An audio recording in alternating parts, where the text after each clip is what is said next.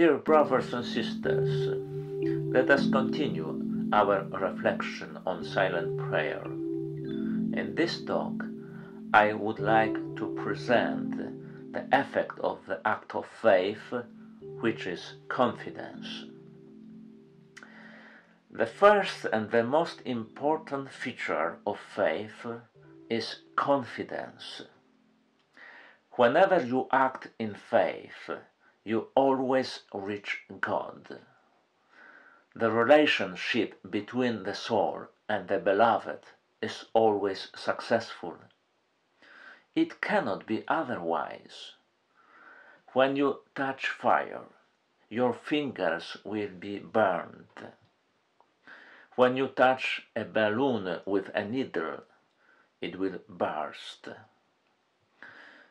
releasing the air trapped inside.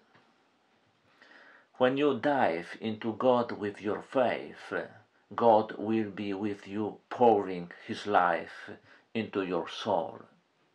What's more, He is compelled to do that. He is overwhelmed.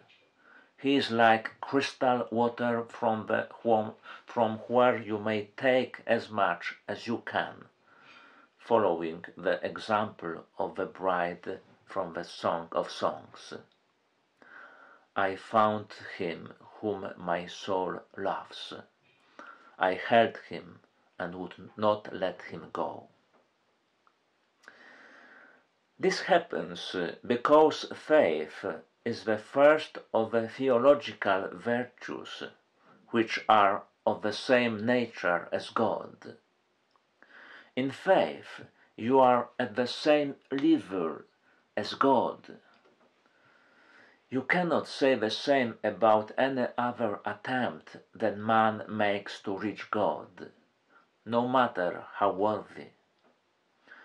Disciplining the body, exercising reason in the knowledge of God, and making fervent acts of will are only steps taken by man. You can think about God for hours. You can envisage prospects for your future, make resolutions concerning moral behavior, and do spiritual exercises. But unless you make the act of faith, you will not reach the summit. You will be like the crowd gathered around Jesus. None of them affected him because they lacked faith. Although they were pressing against him, he couldn't feel anything. Jesus said about them, "I have never known you." Consider what happens with a good guitar string.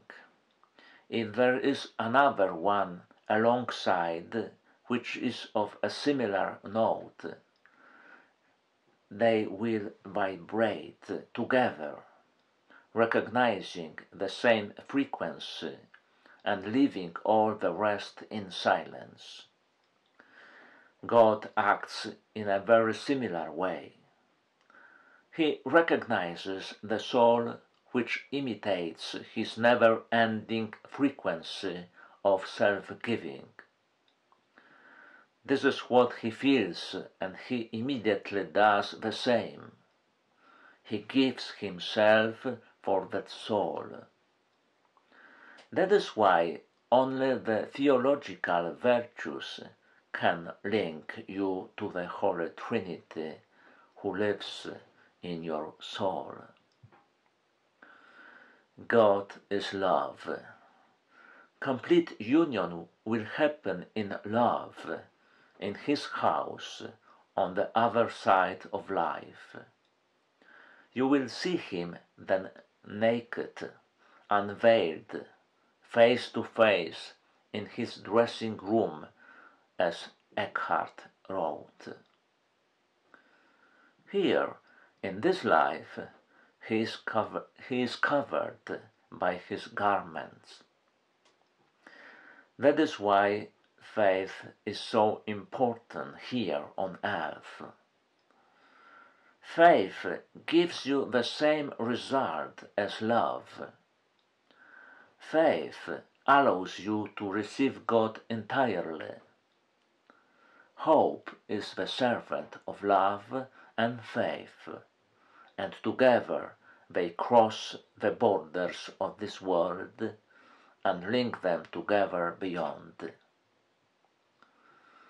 As St. Paul wrote, these remain faith, hope, and love, the three of them, and the greatest of them is love.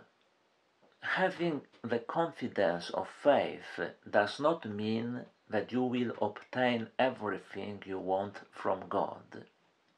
He does not give you health, relief from pain, or an easy life. God does not guarantee that you will pass your exam, find a job, or your life partner. If you come to Him having that selfish attitude, He will not recognize you. You will not achieve anything by being selfish and having your own plans for life. He promises nothing but only Himself, nothing more. But what a gift He gives! Every day He will give you His interior life, and you begin to look like Him, to think like Him, to act like Him. You will be brave and sensible like Him.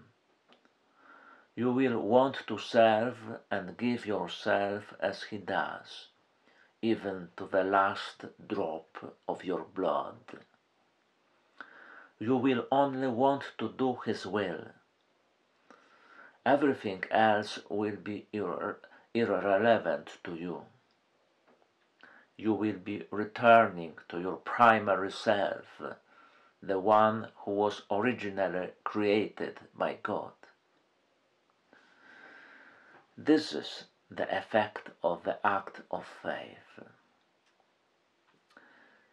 Father Marie-Eugène wrote in his book, I Want to See God, I quote, in supernatural contemplation, the soul, like a mirror exposed to the rays of the sun, is all aglow with the light of the divine sun that shines upon souls.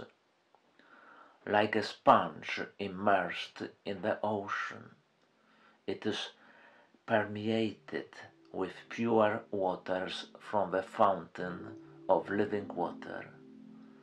Like the log thrown into a fire, it too is transformed into fire by the all-consuming fire which is God.